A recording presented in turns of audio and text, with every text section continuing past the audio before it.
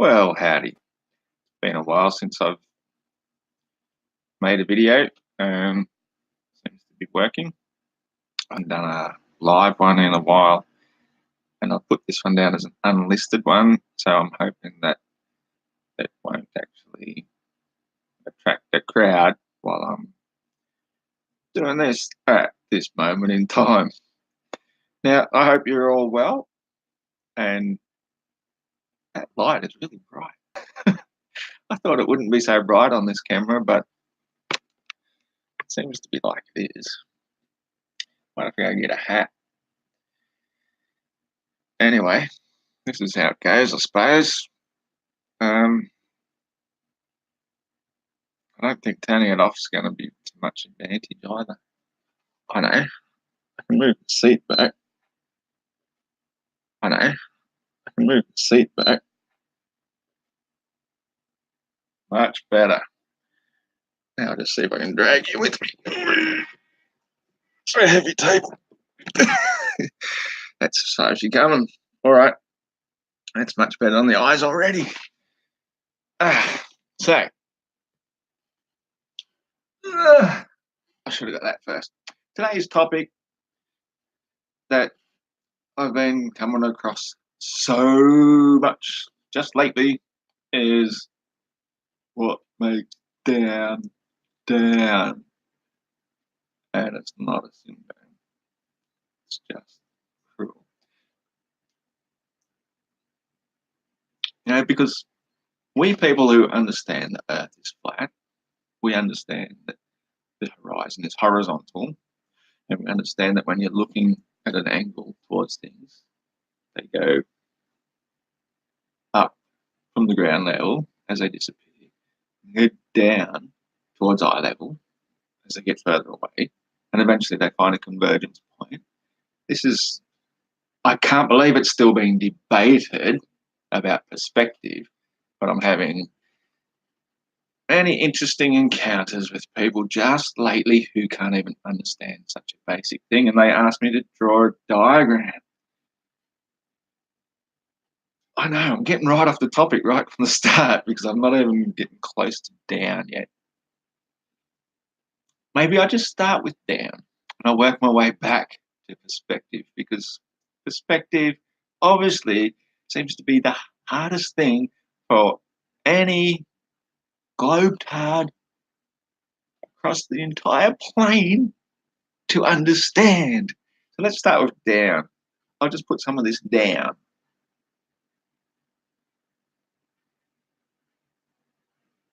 As you'll see, beer level stays level until it gets higher than the lip, because it's a fluid, a liquid fluid, mind you, not just any old fluid.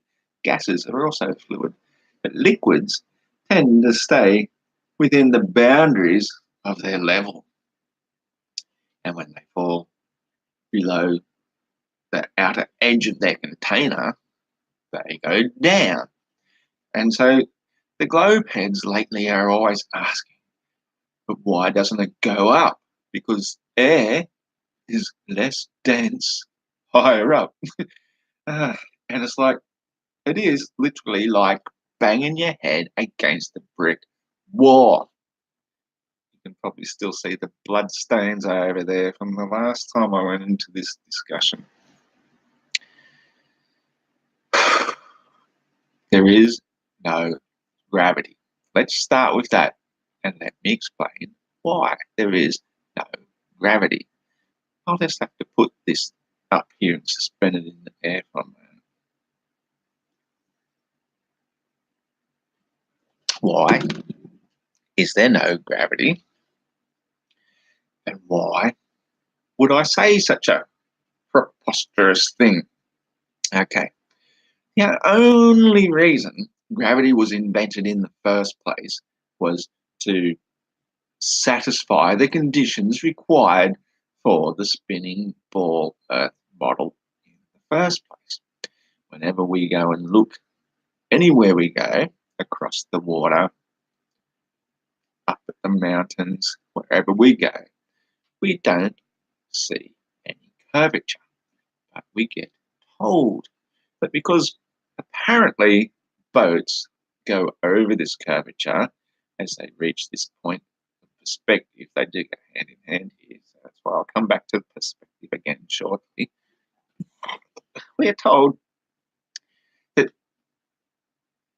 lost my train of thought, one burp, how good is that? Things go down around the curve, and the reason they don't fall over the edge of the curvature, they don't slip over it, and then when they're upside down, clinging to the bottom of the ball, trillions of tons of ocean and boats and people on all the continents and everything that doesn't fall off, why everything appears to be on top of the level to their perspective is gravity. Gravity pulls everything towards the center of the mass. So they say, never proven, never tested. You can't test it because the gravity of the earth overrules any test you might do. You hold a ball and you pour water on it. The gravity of the earth overcomes that. So you have to be way out into the vacuum of space somewhere, make your own big ball out of stuff. But that's already been done because the Big Bang sorted that shit out years ago. So, even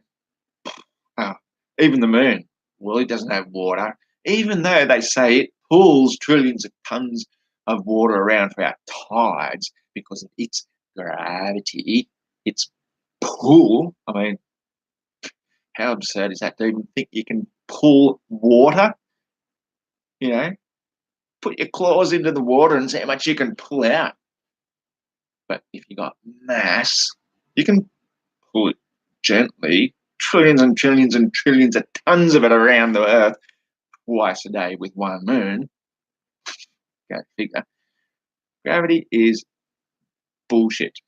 Absolute bollocks, made up so that the globe earth fantasy, the fantasy ball, could come into existence and have logical explanations for why everything doesn't fall off.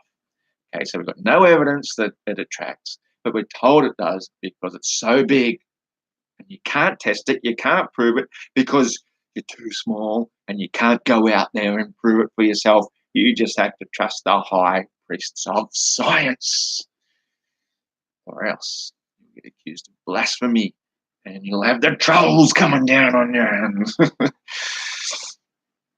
So, how do we explain why things go down if there's no gravity?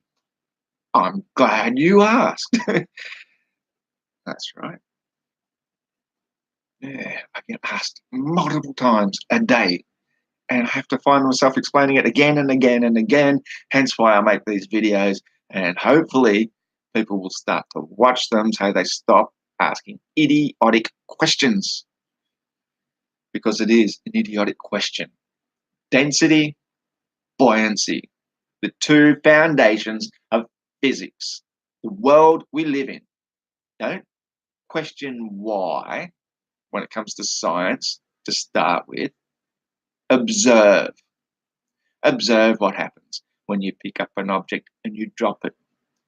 It falls. That's the observation. Then you may ask why.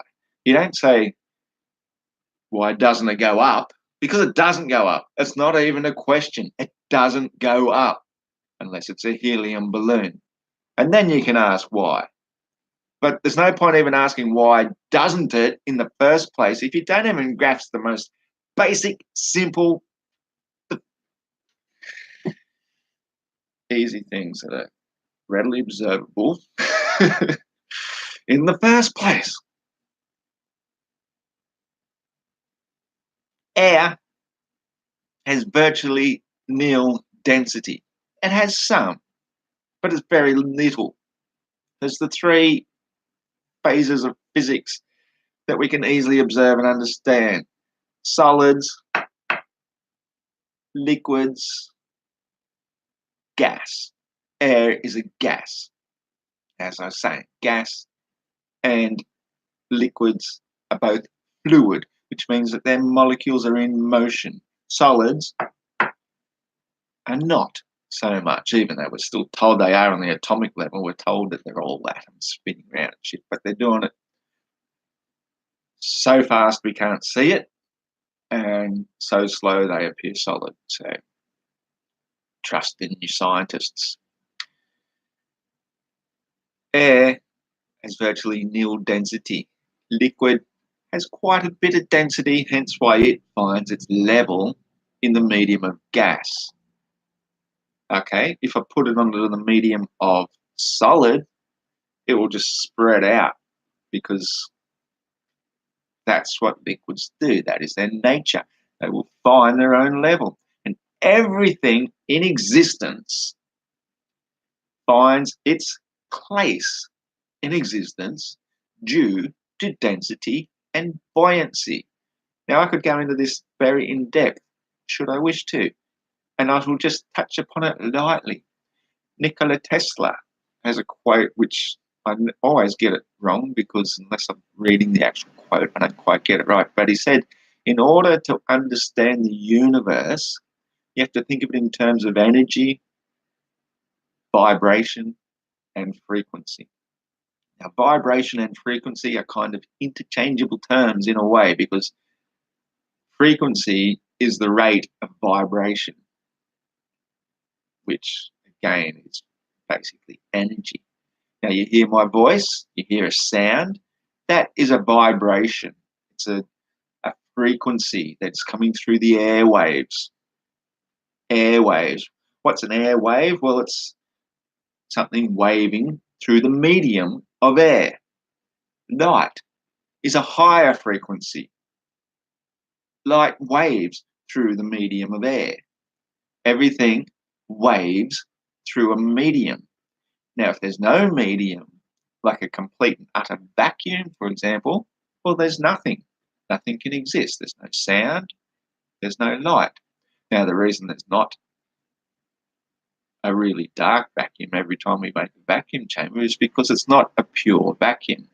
We can't make a pure vacuum. We can come pretty close. You need very powerful suction pumps to pull out all the air, and you need very strong valves and you need very strong walls in order to recreate a vacuum, which automatically says the idea that the Earth is flying through the galaxy through a vacuum of the galaxy is just ludicrous, considering we don't have an outer shell. We don't have anything but gravity holding all the air down. But there's no up and down in space either. It's just in towards the gravitational center. This is the kind of bullshit we have to put up with every single day. The density of air simply cannot support mass. So it takes the path of least resistance, which is down. It takes a lot of force to push it up. You know that. You know that it takes force to lift something up. So why would you think that the natural state would allow it to just go up because air is less dense higher up? No.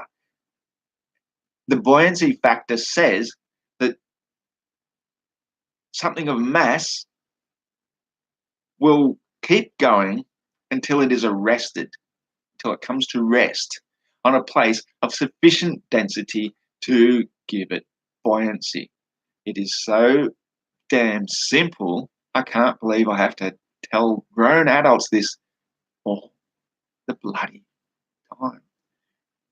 Even just today and last night, just responding to one single post that Phuket Sound, I think you called, or not real good with names either. I'll look it up shortly because I might even go through the comments if time permits. Is that again, I explain it to people and still another one comes along and asks me the same thing. Why, if a rock falls off a cliff, attached to the side of a cliff, does not rise up if air is less dense higher up? I want to tear my hair out. It's such stupid, idiotic, moronic questions. The rock is more dense than all the air. That's why it goes down. It doesn't matter that the air gets less dense higher up. That's why it's higher up, because it is less dense. But the rock isn't. It is more dense. That is why it will keep going until it finds a place of sufficient density to arrest its fall, come to rest, and stay there unless another force acts upon it. So that's your basics when it comes to why things go down, why things go up. It's the same thing in reverse. A helium balloon is much less dense than the air. And if you want to look at it in another way of simply understanding it, it displaces the less dense air above it, and the more dense air then falls around behind it, which gives it buoyancy. So it's keep displacing, lift, displace, lift, displace, lift, displace, lift. And it's the same thing in reverse for things dropping. It's just displacing the less dense air below it, pushing it out of the way, and it fills in behind it, pushes it down, pushes it. That's where you get your acceleration from when you're falling down, because you get more and more air pushing it down.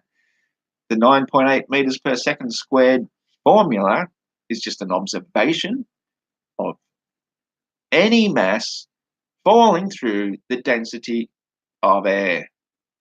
It is not the attraction of mass. If it was the attraction of mass, then a heavier object, take a big steel ball and a little steel ball, and you drop them from the top of the Leaning Tower of Pizza hanging over the balcony, the big steel ball would be more attracted than the little one, just a tiny, tiny little bit. But no, they fall at exactly the same rate. And it's the same inside the vacuum when you do the thing with the feather and the bowling ball. You drop them at the same time, they hit the ground at the same time. You drop them in the medium of air, different story, because air has resistance. It has a small amount of buoyancy, and a feather has a lot of air resistance. Therefore, it has some amount of buoyancy through the air and it will waft down. But when you remove that factor of the air, the medium through which it's falling, it just drops, just like anything else. So it's not gravity.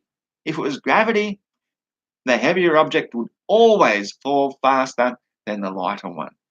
But when we drop things from great heights, the only thing that changes anything is air resistance, which is another term for the word buoyancy, is basically resistance. When something floats in water, the water offers resistance, gives it buoyancy. When a feather wafts through the air gives it some resistance, offers it some amount of buoyancy. Even though it will still fall, it's the same principle. It's just that air is so much less dense than, say, water. Even the bowling ball, when it hits water, gets slowed right down, drops much slower. And everything just takes the path of least resistance. So there you have it. Why is up, up, down, down. Don't keep asking such stupid, inane questions anymore, please. Thank you. Now, the distance thing and the boat thing. I still can't believe people are thinking that a boat going away in the distance disappears bottom first because of curvature. I mean, there's this bloody moron idiot. I had to bloody block him yesterday. He calls himself Critical Think. He doesn't have a real name. He goes around impersonating Ted Bullpit, from Kingswood Country. Leave your money on the fridge. Yeah, you can't take the Kingswood, just shampoo the dipstick. He's that kind of character. Well, he's now put out multiple videos, and I've been so patient with him, so patiently taking him by his gentle little hand, walking him through why perspective works the way it does.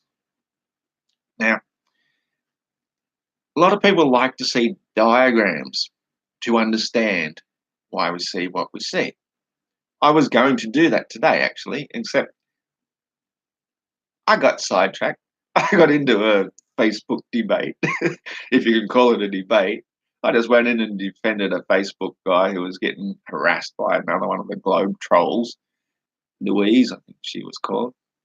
Oh, he, whatever. And anyway, because I got involved with it, I'm not one to back down from a challenge, okay? If you put up a challenge and it's deemed worthy, you're not a complete and utter troll, I will stay there and play along. And I will also, if I start getting attacked personally, I will attack back. It's just, who wouldn't? It's not about my dick's bigger than your dick or any of that sort of shit.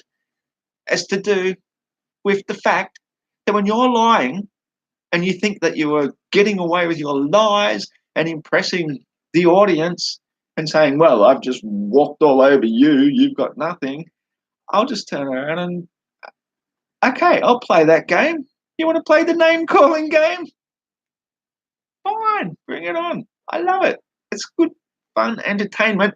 Even though it got dark, my phone went out of charge, and here I am now not making the video I intended to make simply because it's too dark to set up a whiteboard and make some diagrams as I thought I might try and do. But wait, I did bring along a rule.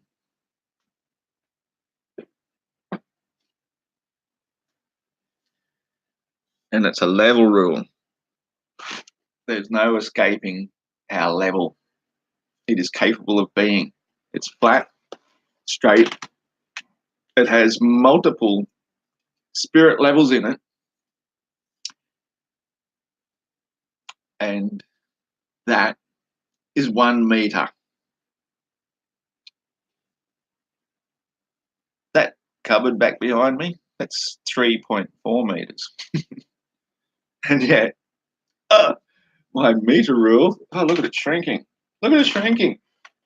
Far out. But look how big it gets with perspective. Who would have thunk it? That perspective could change the apparent size of things.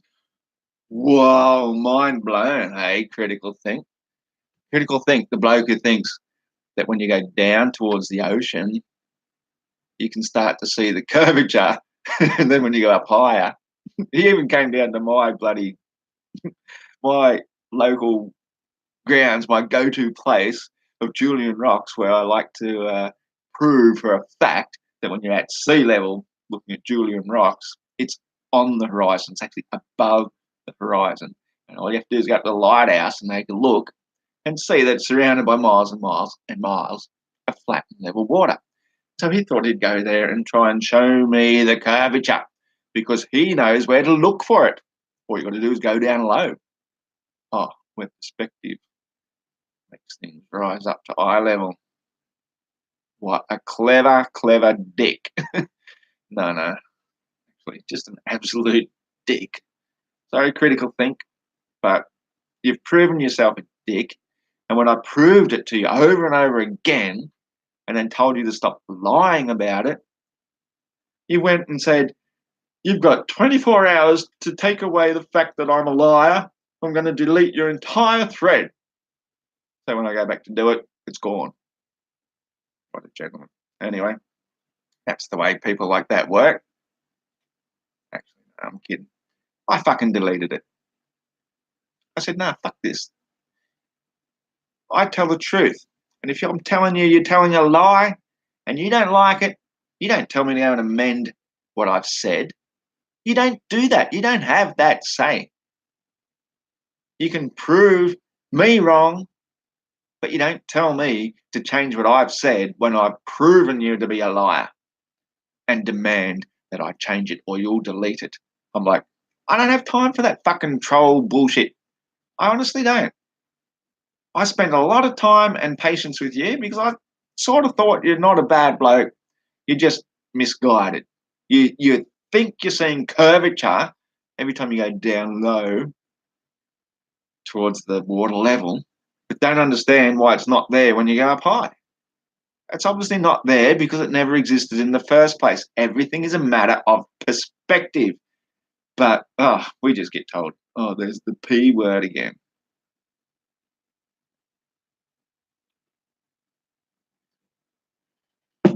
A great go-to for the Globers. Oh, the flat earthers talking about perspective again. Well, yeah, there is perspective. There's that perspective, there's that perspective, and there's this perspective. X, Y, and Z. And depending on where you are on the scale, depends on how you're going to see it. It is as simple as that. I've stood up there on that cape where you didn't pan your camera around and go and look out across the ocean. You were just too busy looking up at everything on the beach. You didn't look out into the east and just pan around and see how flat and level the entire horizon is, as far as your camera could zoom into, should you have taken the opportunity to do so, and who knows if you ever will. It is flat, 100% flat. So why would you believe that by getting down low and allowing perspective to bring the water up to your eye level so it obscures the things distant apart from the things which are higher than it, like the distant mountains and whatnot, that it's curvature? It's obviously not. So when these people say about the boat going over the curvature in the distance, on the one hand, they say, well, Earth is far too big to see curvature left to right. Okay, fair enough. I can see 50 miles that direction, or kilometres. Who knows? It's just an estimate because you're looking out to infinity, all the way around to there, 180 degrees, perfectly flat and level, no curvature. We're not high enough to see it. Okay, if that's how you want to explain it, that's how you justify why we don't see curvature, fine. 100 kilometres, no problem.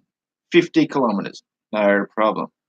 The first mile of curvature on the curvature charts, because I can only recall this stuff in miles, I'll work out in kilometres one day if need be. You bloody organic calculators can do that if you wish. The first mile of curvature occurs at just 90 miles of distance.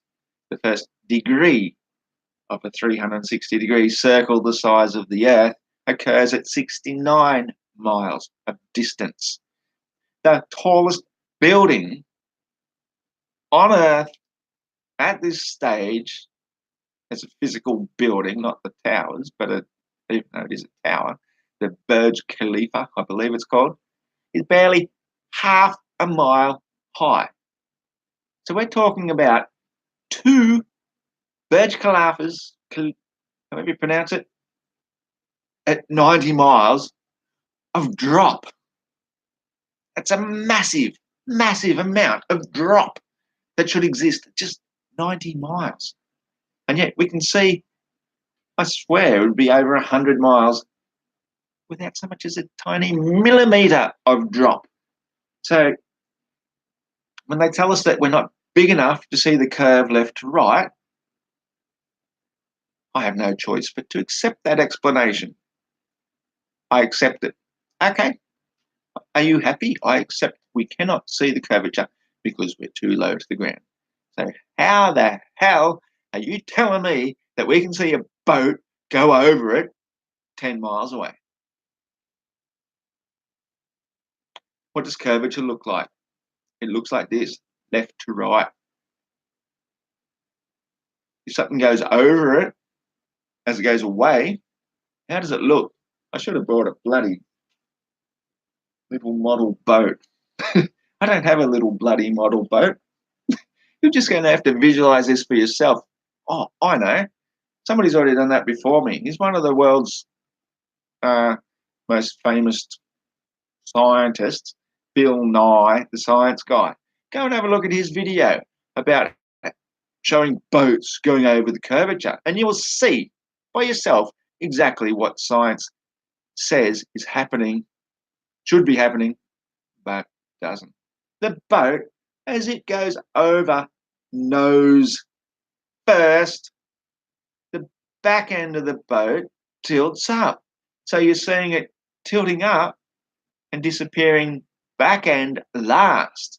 But in reality, when we see it disappearing bottom first, that's not how curvature works. As Bill Nye showed in his video trying to prove that the Earth is a globe and this is what boats do as they go over it. He disproved it himself. It's the best evidence you can find. I hope you go and look it up.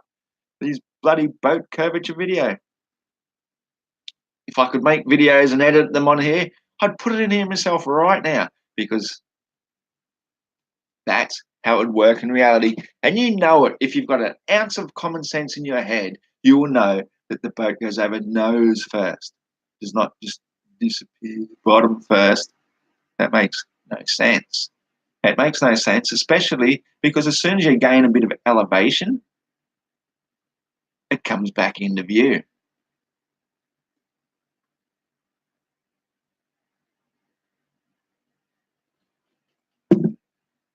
And here's another little thing then. If this is your, it's not really a ball, is it? It's a bit of a flat. See if I can make a ball out of this. Roughly. All right. Bear with me here. If you're on a ball and you see a boat going over the curvature, it's an exaggerated curvature here. Okay, let's assume it's the sun. It's the sun is going over the curvature, and it's going over because the ball is still curving.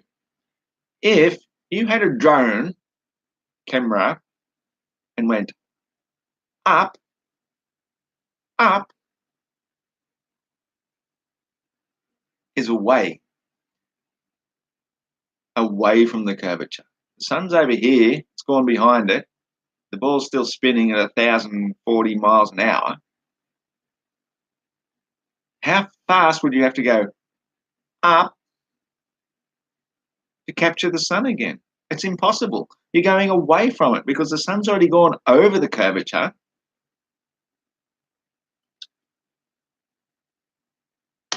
Really should have brought a ball for that. I couldn't be stopped. If you haven't got the common sense to understand what I'm saying here about if you're on the ball, up means away from the center, away. Sun's gone over the curvature, it's going away there. Going up is going further away from it, not towards it. The only way you'll see the sun have its second sunset after it's set by going up is to go over and see over the curvature. But no, you can just go straight up and it's instantly come back into view. Instant. And you can keep doing it multiple times. Works perfectly on a flat when something's just been obscured, because obscurity point rises up to eye level. So when the sun's disappeared behind the obstructions, all you got to do is just go up a little bit and you can see it again. Go up a little bit further, you can see it again. It doesn't work on a ball. The ball is down here. The sun's over here. Going up is away. Going up on the flat gives you a better vantage point. You can keep seeing it. And you will seeing it multiple times because it's just receding in the distance. Now, this is pretty much my last point about why I don't use diagrams to try and show perspective, because perspective is in the eye of the viewer, or perspective begins and ends right here in your eyes. Your horizon is completely dependent upon your viewing level. Now, the average height of a person at about 6 foot, standing at water level, will have their horizon appear to cut off their view at about 3 miles. It's a little bit further, but that's about it. Now, I worked this out. If it's 6 to 3 miles, I'm being generous actually when I say it's 1 in 3,000. It's actually about 1 in 2,600 or something. But let's just be generous and say that you can see a little bit further than you actually can. 1 in 3,000. This is my purpose of having the rule already. And I was going to get some whiteboard out and a whiteboard marker. And what I was going to do, where's a 1? There's a 1. See, I don't know if this will show up on the camera. I'll see if it will focus. A 1. See right up there, there's a tiny little, the very first little 1 bit. Might be easier to see if I just hold it here. You just see anywhere where there's 2 little lines, anywhere between 2 of those, that represents 1. Your viewing distance, 1 to 3,000, well, this is 1,000. So you've got to get 1 of these and another 1 and another 1, which, as I said, that cupboard thing back there is about, I'll just check actually, I think it's 3.4. I haven't checked it in ages actually. 1. Oh no, it's 2.4.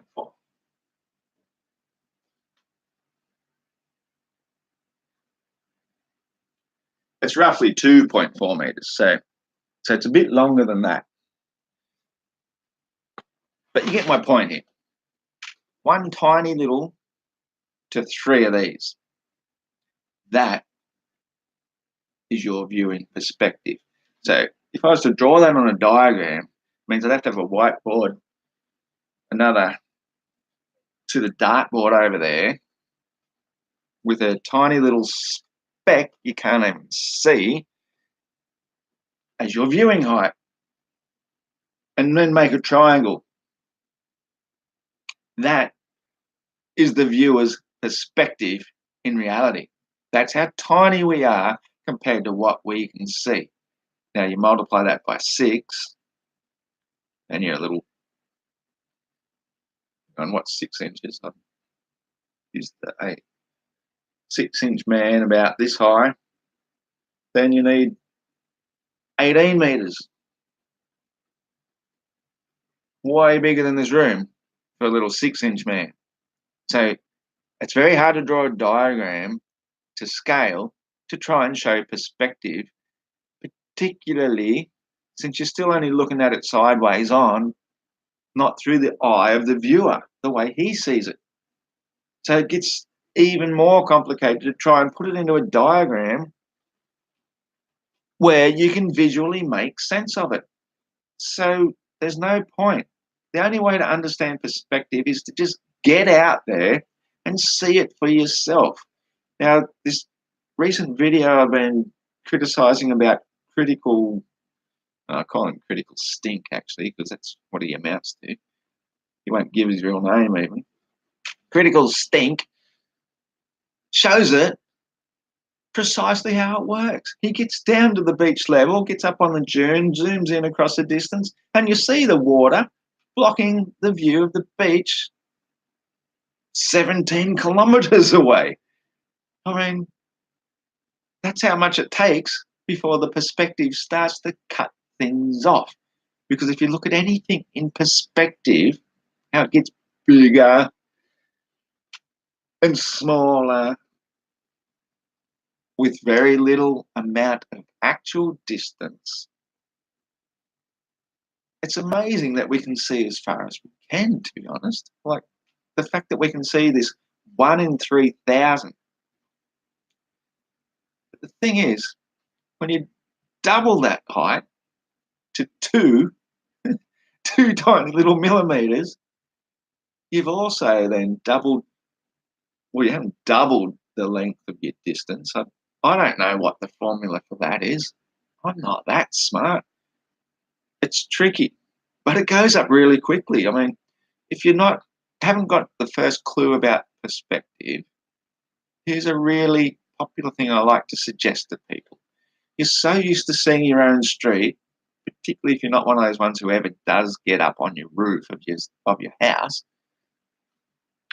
Take a really good look around before you get up. Now go climb up on the roof and see just how much further you can see down a flat level street, assuming you don't live on a hill.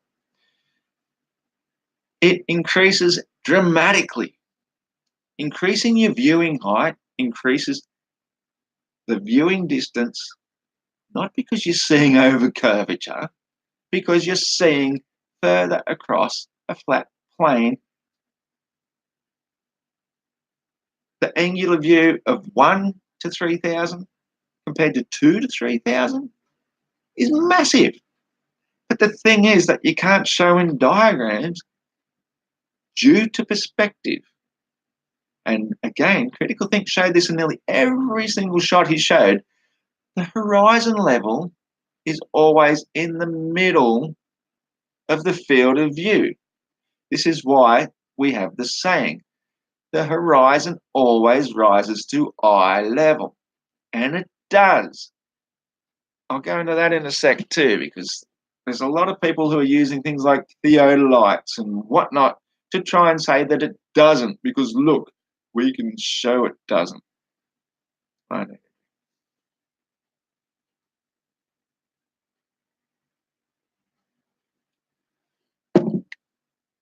And this is the thing I showed in my first video about Thatcher's law of perspective.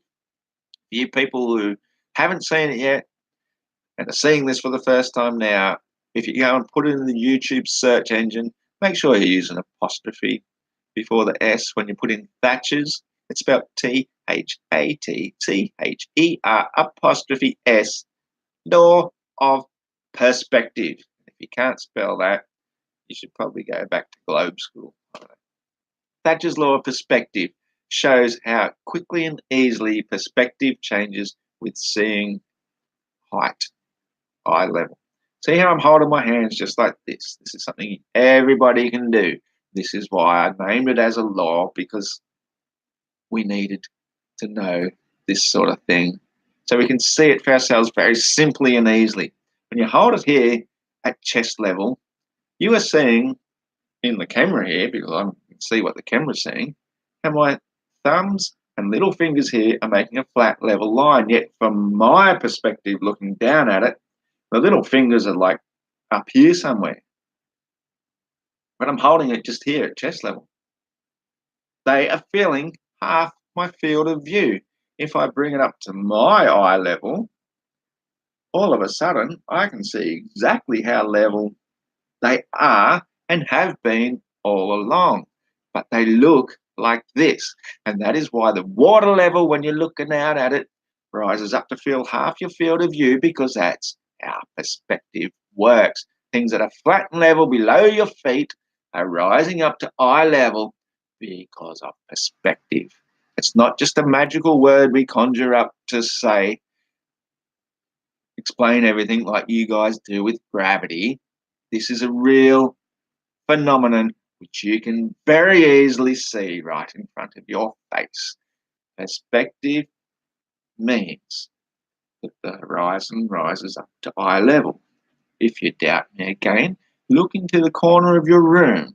What do you see? You see the floor actually appearing to rise up. You know it doesn't, because you know it's flat and level. And you see the ceiling appearing to go down to the ceiling corner.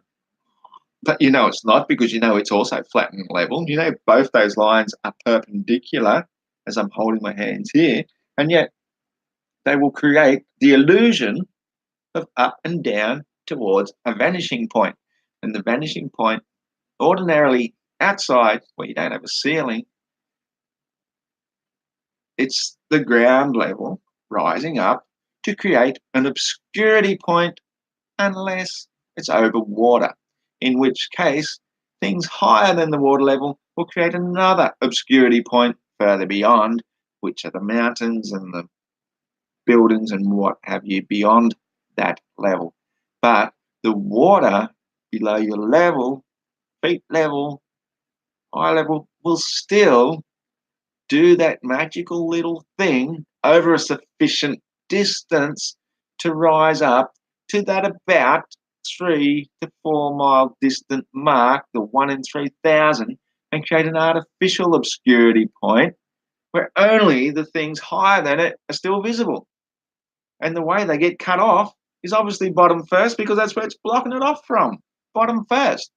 So it's the same with the sun. As the sun gets further and further away, it just gets blocked by the nearest things that are creating your obscurity point. And your obscurity point is always rising up to eye level, just like when you're looking down the train tracks. The train tracks are rising up. No, they're not. You know they're flat and level. But the way our eyes perceive them is where we get the word perspective from. So if you don't understand the very simple basics of perspective and the limits of our visibility across distance, being roughly that 3 mile mark over a flat level area, then you might be so stupid and dumb and superstitious and brainwashed into thinking that it's curvature on flat and level water. And that is just stupid. Anybody that keeps thinking that that is curvature honestly does not understand the properties of gases, liquids, and solids, because the liquids find their level. Just because you can't see it with your eyes. Okay, so that's that chapter done with. The next one I wanted to address is I saw this non sequitur show last night or yesterday sometime. Made a few comments, or made a comment. Got a heap of comments back. Way too many for me to actually address, because obviously this non sequitur show has got lots of globetards. In fact, they seem to encourage the globetards, because they invite the flat earthers onto them quite often, give them a good run for their money, and then when it's getting towards the end, they just turn around and try and smash them into the ground. And what they did on this particular one, I'll tell you in a second.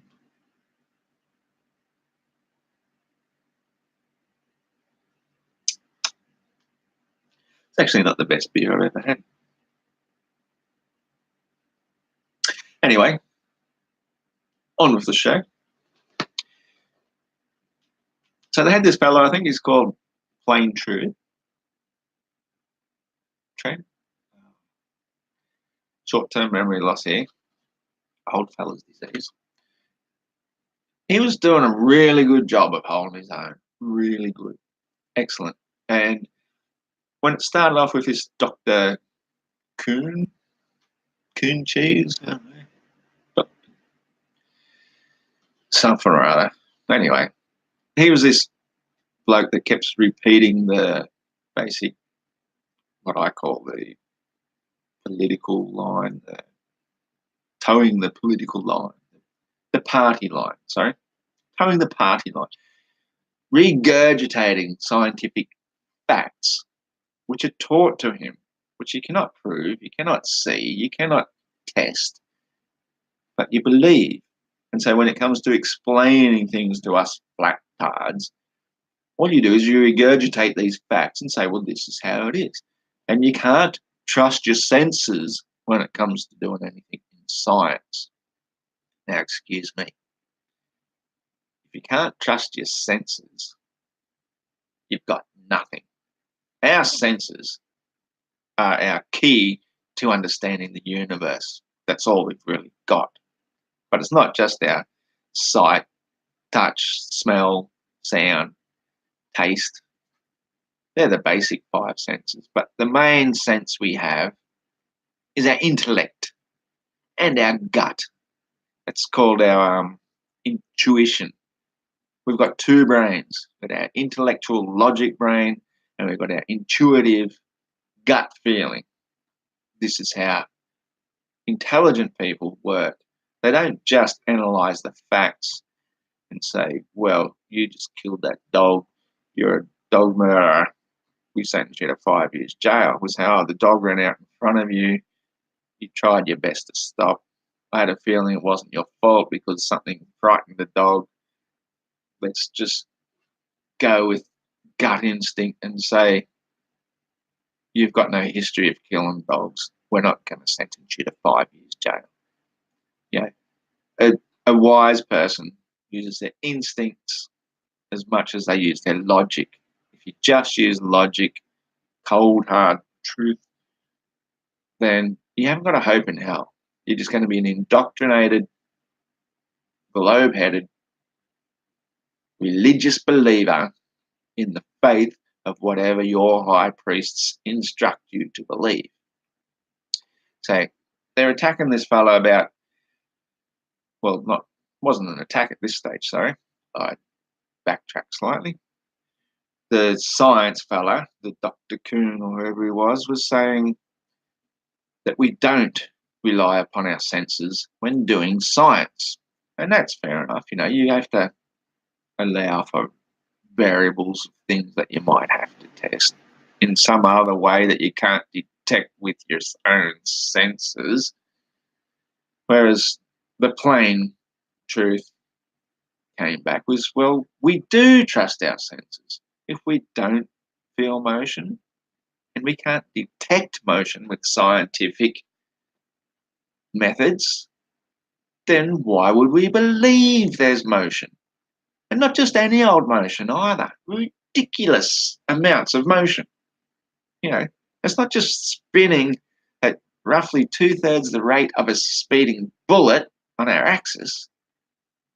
It is going a phenomenal amount of distance for 1 degree of daily orbit around the sun.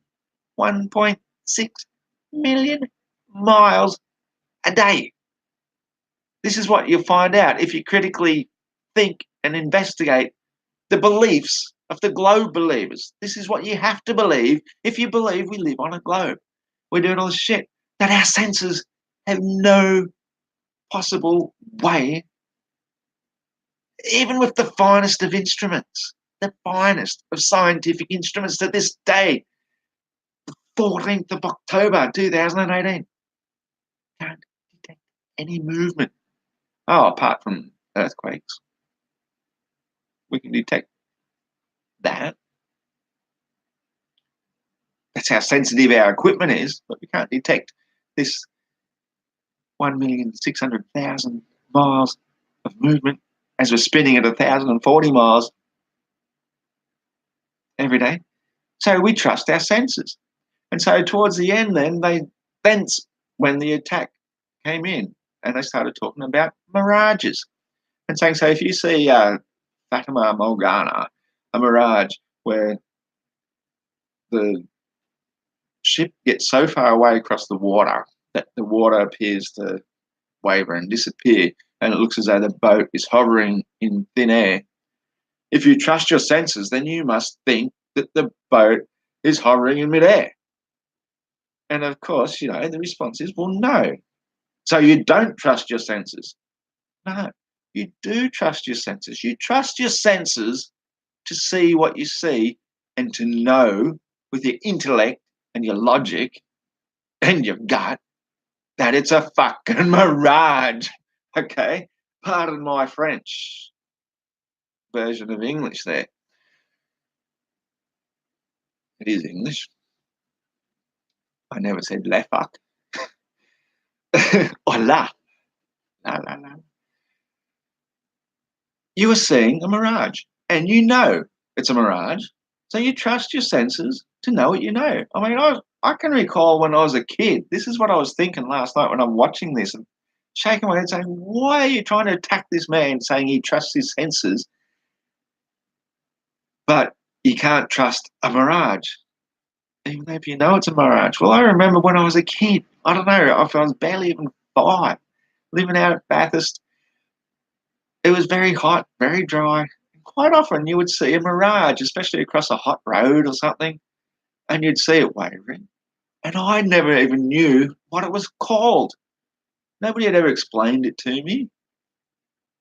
No one had said a thing. And yet, even as a little kid, I knew that's not what it was. I just knew, oh, that's some kind of, well, now I know it's called a mirage, but without even knowing the term for it at the time, I just knew that it was an illusion due to optics, distance, heat, and various other things that affected it. People are not stupid. Kids aren't stupid. We are capable of trusting our own senses for the things we see, even if we don't know what it's called. We just know that's what it is. So when I was a couple of years later, it was actually probably 4 or 5 years later, my school's never had a globe in it. I'd heard the term thrown around before. Our black and white telly, we didn't watch much stuff on. I didn't get indoctrinated with the globe at such a young age, but I went and visited my cousins living down near the coast, and they had one of those toys called a globe in one of their sitting rooms next to where my cousin had his little fish tank with a couple of little pet white mice in it, actually. I think that's where that bloke who wrote Hitchhiker's Guide to the Galaxy got the idea from. The mice are in charge. They've been spying on me this whole time. I knew it. I'm the trim. Just kidding. Where am I? Oh, where am I?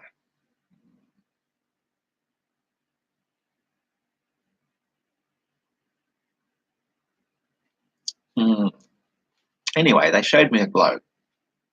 And then they showed me a picture of Australia on it. And then they showed me somewhere down in this tiny little dot, this is where we live. And I just looked at them and like, you've got to be shitting me. You really believe that's how we live? On the bottom side of a spinning ball. Uh-huh. Okay. But they fully believed it. There was no doubt in their minds. They weren't trying to lie to me. They weren't trying to trick me. They were just telling, this is how it is. This is how we were taught it. This is what we're told. We're educated. We know this sort of stuff. You're just this country cousin coming to the big city, getting learned stuff about the reality of where you live. And I was actually inside, in my gut, a little bit hurt. A little bit, I would say more than a little bit. I'm thinking to myself, yeah, because I was a pretty bright kid, and I had a good gut, and I had a good head, and I just knew instinctually, that they're bullshitting. They don't even know it. And if they want to believe that, okay, well, I knew deep inside the day is going to come when the truth will prevail and we'll see through this flock of lies, this absolute amount of bullshit that has them actually believing that that water could. Nah, the way things work. I think I explained it really nicely in a Facebook post today. I'll see if my phone's got enough charge and find it, because I can never ever say the same thing twice that I said once before. Oh yeah, it's charged. And I'll probably be lucky if I can find it. I'm on the right group, the Flat Earth Experts, it's called. Whether or not I can find it's another thing, because they go through a lot of posts. Basically, there's a new person on the block, a female person at that, lovely dark-skinned lady, mind you, and who knows me knows I'm a bit partial towards ladies with the darker tones of skin for some particular reason. This group just gets trolled so much, I don't think I'll ever find it. Can't even think of a name now. maybe if I go through the history, it might come up. If not, well, we'll just deal with it that way. But she basically asked, shit, a lot of trolls today. When did you first come to this realization about Earth being flat? And being a new member, I thought I'd give her a nice, honest answer. Might be down here somewhere.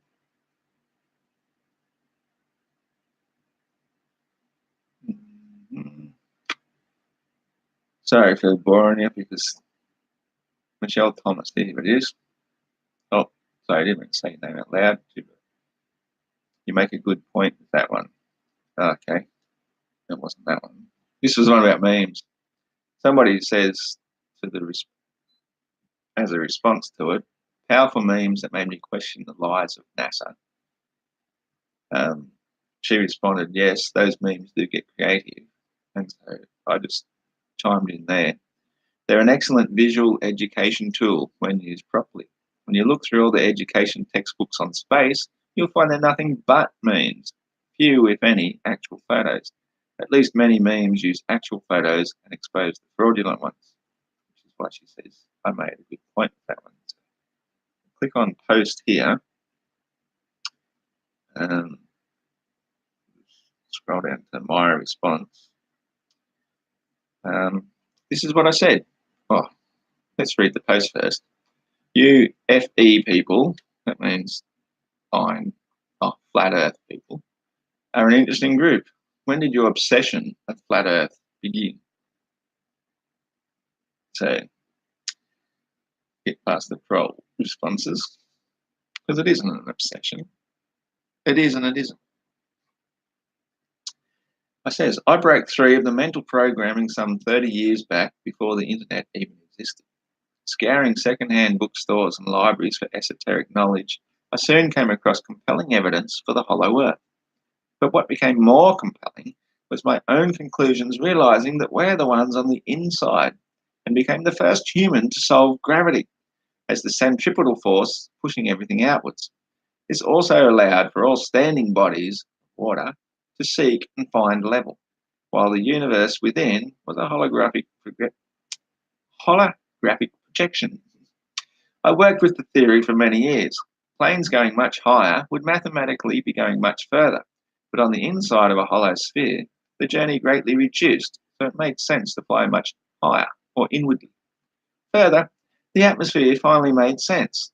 Just as the atmosphere moves with the passenger inside an enclosed train or plane capsule, it wouldn't escape into the void of space if it's enclosed within.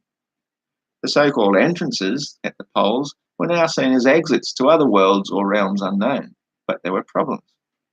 Namely, the same that globers always ask, how does the sun set? After years of studying perspective and spending thousands of hours outdoors, by the sea, contemplating tides and moon phases and watching as our natural weather got taken over by a worldwide geoengineering program, or chemtrails, and having a father-in-law who retired from a lifetime as a merchant sea captain telling me he genuinely believes the earth is flat, I started really looking into it. I had to dismiss a lot of pseudoscience from both sides, really, but the basic conclusion is that there's one physical plane in existence at the bottom of the known universe, and we're on it, at least the known part of it. It potentially goes forever, beyond our natural prison walls of Antarctica. But I get the impression we're not permitted to by those on the other side, not this one, despite the worldwide treaty prohibiting unapproved exploration or exploitation. The greatest thing about the stationary planar Earth awakening? The sanity that prevails as you look around and realize we're not spinning, not hurtling through space, that this place is real, it's special, and we are all miraculous, amazing, privileged beings in our chosen realm, here for a purpose. We are starseeds, here to make heaven on earth, to honor and respect the great Mother Earth, and stop worshipping the sun as God. Just realize it's the most powerful angel of God. There you have it. That's my introduction to why I'm proudly able to say, yes, I'm a flat earther. But most of all, forget the word flat. It's irrelevant. Did I even mention it in that one? Or I don't think I did. Maybe it's in the comments. The point I was actually trying to get to. Well, she says, thank you for sharing this. I appreciate your knowledge. I too have looked into research of Hollow Earth, one of my favourite topics to read up on. No, it's not there either. I thought it might have been. Anyway, I'll read my response to this as well because I says, yep, no problem. Have you ever read The Secret of the Ages by Brinsley Lepoer Trench? That's Le, L-E, French, P-O-E-R, another name, Trench. Brinsley Lepoer Trench. It was there I first heard about the geodetic scientific experiments that were attempting to more accurately measure the circumference of the Earth. They discovered it gets bigger further down. That's what got me thinking it must be on the inside in the first place, which I've explained that in many of my other videos before. I really like the last comment here from this dude. He says, whoa, never thought it like that. Well, pretty interesting. It is, because you have to think outside the box. You have to think outside the square. You have to think, just think, not just learn and regurgitate. You have to learn to think. Even if you're wrong, it's still okay because you had to go. You had to think. You went out there, you looked at perspective, you thought it was curvature, but when you get told repetitively that it's not, it's time to start thinking, well, what is it? It's a matter of perspective. Anyway, the thing I was looking for was basically saying this, is that because I have spent sufficient time at Cape Byron looking out into infinity, I have an ability to see a little bit further than the usual 3 miles that most of us assume is the cutoff point. But if you really look hard, and especially if there's something to actually see, but even if there's not, if you really look really hard, you can see much, much, much further. You're just looking into it into this tiny little, 1 in 3,000 compression view. But if you keep looking, you'll keep seeing. And what you realize eventually, because you know logically and you know intuitively, you know that water always seeks and finds its level. It is not going around a curve. That eventually, even at the easternmost point of Australia, looking all the way across the Pacific, you'll actually bypass New Zealand all the way to South America. It is going to be flat and level the entire way until you reach solid land again. And land is Earth. Earth and land are measured as the measurable amount above sea level. If it was sea curve,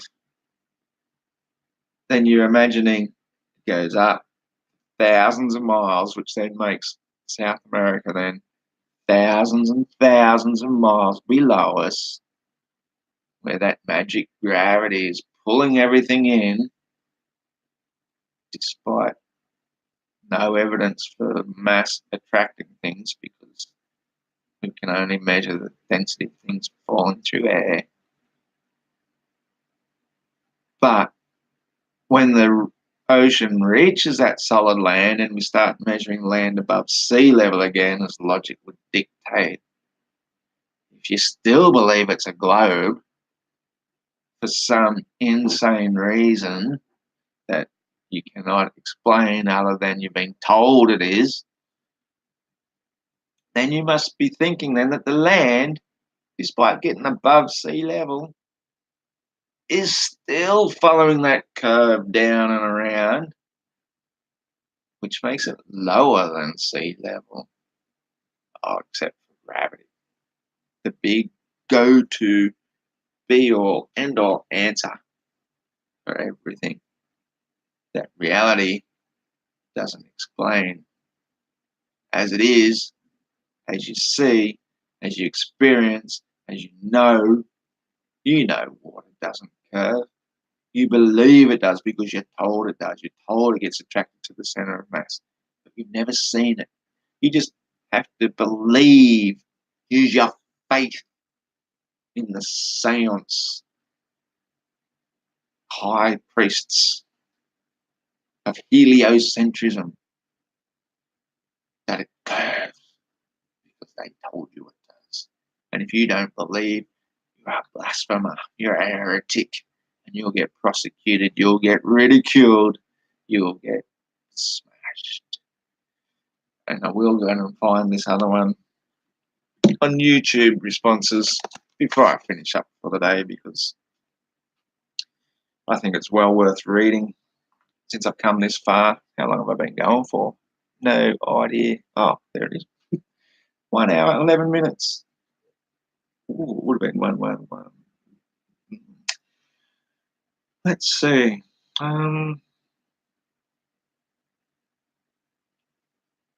That would be the one.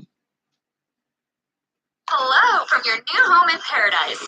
This place is breathtaking. Yeah. But it needs a lot of work. Hey, Harry, come on. Let's go to the temple. Coming, just getting a shot of this. Pardon me for this. Wow. Might be because I'm doing a live thing, it's going a bit slow for me to be able to pause it. Okay. Now,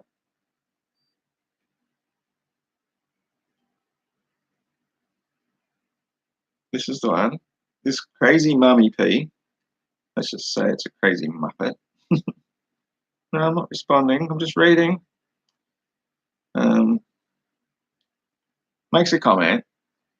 What's fascinating is that these conversations invariably boil down to the identical structure. Scientist presents a piece of testable, repeatable, verifiable piece of evidence as to why the Earth is not flat. Flat Earther. I understand what you're saying, but I don't believe it. /you. Scientist. Why? Flat Earther. Because I don't. Very occasionally, the flat Earth response varies to, that evidence is not credible to me, or that evidence is clearly fake. I can see that and you should be able to as well. It's a lose-lose. Invariably, you have science, evidence, and logic on one side, responded to by flat Earths in many and varied ways that all boil down to, nuh-uh. I'm starting to wonder what the point is. The amount of cognitive dissonance these guys must carry around, seemingly all in the name of getting attention and a sense of belonging, is mind-blowing. These are much healthier ways. There are much healthier ways, flat Earths. You really should look into it. See, so obviously not seeking attention here at all, are they? By making this comment in the first place. They could have just left it alone. They have to comment.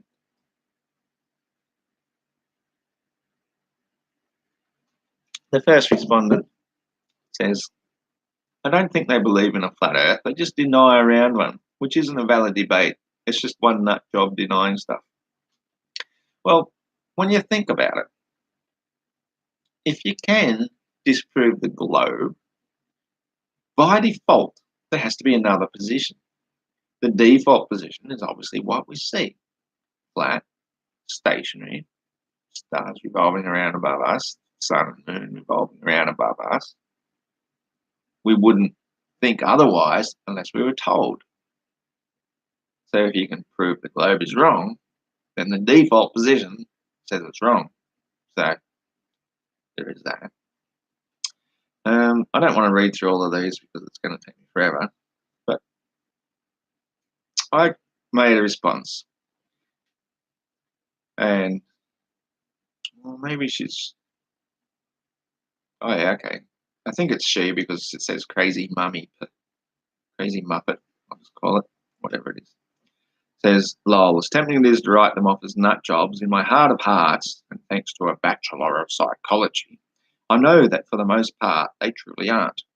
Misguided, ignorant, and frequently poorly educated, yes. Disconnected, isolated, desperately in need of a community to belong to and activities to participate in, of course. Conspiracy theories have served the purpose of giving people the quick fix solution for their perfectly normal human social emotional needs, and need to have answers to their questions for millennia. The problem is that they are just that, quick fixes. There's an inherent laziness to that, which allows these groups to promulgate. In my honest opinion, the way to address that at societal level is to deal with the disease, social isolation, lack of community, lack of education, and scientific illiteracy in particular, rather than treat the symptoms, that is, arguing science and fact for the specific conspiracy du jour. Mr. Gary Cooper says, "Oh, exactly. Why don't the flat earthers just go out and measure stuff? YouTube and Google out the door. Real life is. If I didn't believe in elephants and had to prove there aren't any, I'd go out and try and find them to feed me curiosity. It's just a bit worrying now that this is now a real debate. They always ask for proof we aren't on a globe, but there isn't any proof we aren't. I just enjoy these debates, especially ones with Jeranism. Have a good day, sir." So this is where I responded. Crazy muppet. But he came from a place of honesty. This is plain truth, the one I was talking about before. This one, where he constantly reminded that the science presupposes the globe and then creates a what-if scenario such as gravity, which fits the model. In reality, we don't need any invisible forces when mass and density obey their own laws, and we don't require even more invisible, unprovable forces like dark matter to reinforce the false assumption in the first place. Every response Trent made, which when he did state he disagrees, he qualified it with the fact that his observations didn't presuppose anything. And from that default position, you work out your hypotheses to test from there on out. Like, for example, if we know water always seeks and finds its level, why presuppose curvature simply because your height limitations only allow for a certain angular view of it? When you know the perspective causes the level beneath your eyes to appear to rise up, you apply your logical mind to describe why you see what you see, and don't invent a fantasy such as curvature to explain it. Quite clearly, just a 10-metre height advantage proved that there was no curvature hiding tens of metres of ship, and that in fact even the furthest one was still sitting in front of the horizon. This is because they produced a picture of 3 boats in the distance, and they showed how from 2 metres of height, one of them was virtually halfway cut off, the other one was a little bit cut off, and the other one was visible, and then just going up to 12 metres, they were all completely visible, completely, and more water horizon beyond the very distant one, 10 metres. I thought Trent was especially patient in explaining that picture and could have quite easily turned it right back on them as very evidential proof of the water being flat, and if no curve exists there, just the optical illusion created by being lower to the flat level, why would it exist even further simply because you're not high enough up to see further? When the so-called science is nothing but conjecture and faith, it is perfectly scientific and correct to question it and find a better explanation. Now we have the advantage of flight, high-altitude balloons, excellent optical equipment, and the ability to back up with undeniable evidence the claims we make. What's more disturbing to me is that people cling to ancient superstitious religious beliefs and refuse to admit that it's religion, and instead declare it science. We've got to get beyond those dark ages and use some critical thinking. And before you jump onto the usual star trail phenomenon that everyone loves to throw around as though they know something, why not actually try and put a camera onto the side of a spinning ball, open the shutter, and show us how it's even possible to make star trails from the side of a spinning ball at all? The spinning ball might work for the motions of the sun and moon, but it sure as heck fails miserably when it comes to explaining perfectly circular star trails around Polaris. And when it comes to the south, where I live, there's no evidence for them going in perfect circles around a polar star.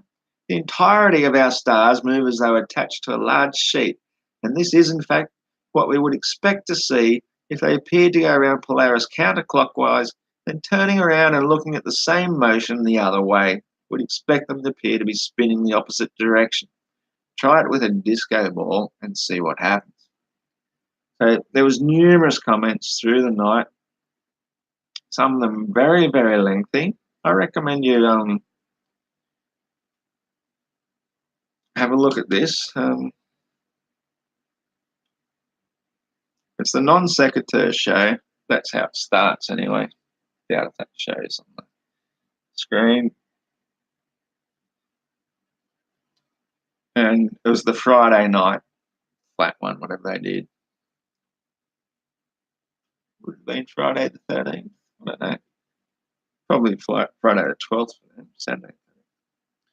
So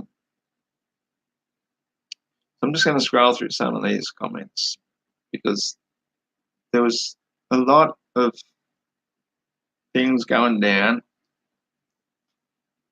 Scrolling. Pausing. I'll go to Crazy Muppets because I think that one is probably worth reading so you can understand where I'm coming from, although I did address a lot of others. It's edited as well, so it might not be what I addressed. Honestly, yes, I think you are. Flat Earth is just one of the more current conspiracy fads, maybe slightly more noteworthy as to why it is, due to a seeming resurgence in the last couple of years. And if you want to see examples of the communities I was referencing, try looking for footage of conferences and meetings that have been held, or take a look at the channels of the celebrities. Yep, I went there. Take a look at how many, let's assume you meant many. Take a look at how many subs some of them have. I'm just going to read it as it's written, okay? Take a look at how many subs some of them, how many supporting comments they get. We're predisposed to be drawn to the negative feedback they get, but there's a disturbing amount of support for them in amongst all that. If there's infighting, in particular amongst those that have somehow grabbed onto their 15 minutes of fame, is not in the least a bit surprising. But I've not yet observed that amongst the unknown followers at presented conferences and meetings. They appear united around the one or two dominant personalities in their group and whatever flavour of flat earth they're peddling, much like religious denominations. Winky. Flat earth is often obnoxious and insufferable with a massively inflated sense of self-importance. It seems to me they have a need to be exceptional, but are usually painfully mediocre. So more like narcissism, and are compensating by indulging in a cooperative fantasy of illusory superiority. None of which precludes the reasons why they are so willing to jump headfirst into conspiracy theories or any of the other issues I mentioned that draw people in. See, that in itself speaks volumes that we're a conspiracy theorist. I've been labelled a conspiracy theorist for the best part of the last 20 years, I imagine now, at least. Since I've been on the internet, I'm a conspiracy theorist because I question things, because I look into things, because I have a good intellect and a good logical mind and a good intuitive mind, and I can see through things. When 9/11 happened, 3 days I was touting, it's an inside job. It has to be. It doesn't take Sherlock Holmes to understand how. It has to be an inside job. I was under it 3 days. And of course, copped all the abuse under the sun.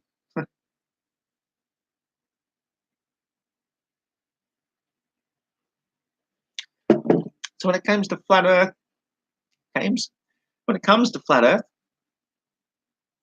I sort of got it pretty quickly. It took a while. Trust me, I didn't just jump into this saying, "Oh, flat Earth. Oh, I'm going to get into this one." Like everybody else, the first thing you do with any conspiracy theory, if that's what you want to call it, is you go in to debunk it and say, "Oh, what's this bullshit? This will be a piece of piss." I got some compelling evidence there. Oh yeah, that stacks up. Oh, so does that. Yeah, okay. Keep putting all the bits of evidence together. Okay, well, what's the counter argument? Well, we think we see curvature because we're told. We've never actually seen it. That's not good enough evidence for a globe. All of space being faked? Not good enough. Anyway, I digress. So here's my comment in response to quite a few others, which I suggest if you want to know the context of it, you'll have to read all the rest. 13 hours ago, this one was made. So it's actually one of the first ones I made this morning when I got up. Well, after wading through all the comments, I can see I would need to write an essay in order to address that which came up against my statement, which I feel needs no response as it speaks for itself. Pardon me. Well, it becomes quite obvious, no matter what I say, the main fault will always be seen as some sort of personality disorder, narcissism, lack of education/indoctrination. What fascinates me most, however, is that every time I see such accusations, is that the accuser is completely ignoring the three fingers they are pointing back at themselves. I can't think of the correct psychological term for that right now. Projection? Yes, that's it. I almost said displacement, which I guess it's that too, plus projection. Most personality faults are within, but rather than subject the self to scrutiny, they see their own faults in others, and to compensate for their unwillingness to own their own faults and deal with them, they derive a certain secret pleasure and comfort in projecting them onto others, and by ridiculing them, smugly sit in denial of their own shortcomings. This desperate need to belong is actually the trait of the bully, always attempting to cajole others into joining them, or suffer the same public humiliation of their victims. Fortunately, the human race is slowly maturing, and now brave souls are standing up and saying, no, it's not all right to bully people. Let the freaks have their say. They matter too. And it turns out that the freaky people are where it's at, not the conformists who toe the dominant party line. At no time in history have the advanced minds and true heroes ahead of their time been accepted by the masses, and more often than not, they've been persecuted, burned at the stake, crucified, accused of heresy and blasphemy, and today the modern flat earther has basically become this era's whipping boy. The truther is not afraid to investigate everything. We all got indoctrinated with the same stuff you did. We understand the dominant party line and all your so-called facts regarding the spinning ball, and we call bullshit because we have a critical thinking mind that escaped the mental prison constructed by education and learnt to think for ourselves, believe in our own senses, and have the mental faculties to process what we see into the most logical, observable, sensible truth. It's not that we trust our senses, literally, it's the interpretation of the data that matters. One says the perspective is curvature. The logical mind says that water doesn't curve but seeks its level, regardless of what the scientists declare otherwise, with no evidence. It's a belief that water will curve given enough bigness that it is out of sight, out of mind. But the truther will stand on the edge of the continent and look out into infinity and see that it is flat and level for as far as the eye can see, the telescope can see, and can apply logic and understanding to realize that it simply goes forever until it reaches another place of solid land, which obviously does not then curve downwards to become lower than sea level. It's measurable as the height above sea level. That's Earth. And for those still unable to grasp the laws of density and buoyancy, if the medium of mass is in does not offer enough buoyancy to bring it to rest, to arrest it, it displaces the less dense medium and drops straight through it until it finds a place of sufficient buoyancy to arrest it. Likewise, if it is sufficiently less dense, such as an air bubble in water or a helium balloon in air, it displaces the medium above it, which falls in behind it to elevate it until it finds the place of sufficient buoyancy to arrest it and hold it in place. Give or take resistance, it takes the path of least resistance, which in most observations is simply straight down and is measurable as a fixed rate of 9 meters per second squared for all non-resistant objects falling through the medium of air. If it was attraction of mass, the heavier objects should always fall and accelerate faster. But they don't, because it's the medium they're falling through, not the attraction of mass, as I've already previously said, if you're still with me here. There's one or two or three. Oh, no, the comments are still going. Looks like I got my work cut out for me later too, if I feel like bothering to respond to the people that troll the flat earth truth and have difficulty accepting it. 9:48 p.m. I think it's time I called it a night and thought about going and making some dinner. So keep it flat, folks. Be realistic. If you've got real serious questions that you're having problems with, I'll be happy to try and address it. If you still don't understand perspective after this, all I can say is get out and look. Just go for a drive. Look at the clouds. Watch how, as you approach the clouds and a tree comes into your view and blocks the view, the clouds set behind the tree bottom first. But then as you go past the tree, they come back into view and they haven't shrunk. Why would they shrink? It's just a matter of perspective that blocked them in the first place. This is what's happening when the sun goes away. It's going away. It's not setting. And that is easily proven by all those multiple videos where people get the drone and go up and see the sun again. And then when it sets again, it's just receding in the distance. In fact, the very last thing, because this is part and parcel of perspective as well. And this is a very easy one, which most people can do, especially you city dwellers who don't have the advantage of living out in the country with beautiful ocean scenes, as I'm quite fortunate to do and strive hard to survive here. Use a tall building as your perspective point. Go to the tall building. Make sure it's one of them really tall, what we used to call skyscrapers. I don't know if they still use that term anymore, but I assume it's still used. A really tall building. It doesn't have to be massive. You know, even a 3-story building will actually work, but yeah, try and find one that's 10 stories or 50 stories if you live somewhere like that. I think they're about 45 stories up at Coolangatta up there. Go and stand at the bottom of it and look up at it. You actually have to tilt your head back to be able to see the top.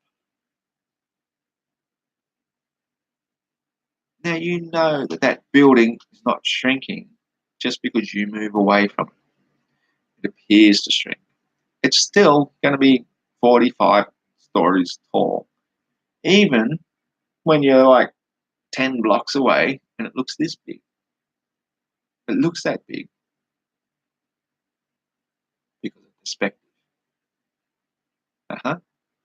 And because you're no longer right near it, it's not close to your proximity, to your near perspective. You don't have to go like this as you do with the midday sun. When it's right above you, you have to do that as well. So when the midday sun goes further away, the first thing it's going to do is appear to get lower, just like the building does. It's not getting lower. It's not shrinking. It's not doing any of those things. It's just getting lower. And because of the actual distance it's already at, it won't even appear to shrink at all, unlike the building, because it's only like 5 or 10 blocks away or whatever it is, and it can shrink that much. But the sun is already sufficiently distant away that the amount of shrinkage that it would do by the time it goes that equivalent distance to your perspective is negligible. It won't shrink that. But it will go lower, and it will get obscured by things that are nearer to you that appear bigger, because that's how obscurity works. The nearer it is, the bigger it appears. The further it goes, the smaller it appears. It gets lower and lower and lower. Any questions about height perspective? I know there's a young fella I know you've got science in your name. Looking for some questions or answers to your questions. Well, hopefully you'll watch this. You've got a better idea now where I'm coming from. If you still have questions, feel free to comment and I'll get back to you. Take care. Mother Earth bless you all.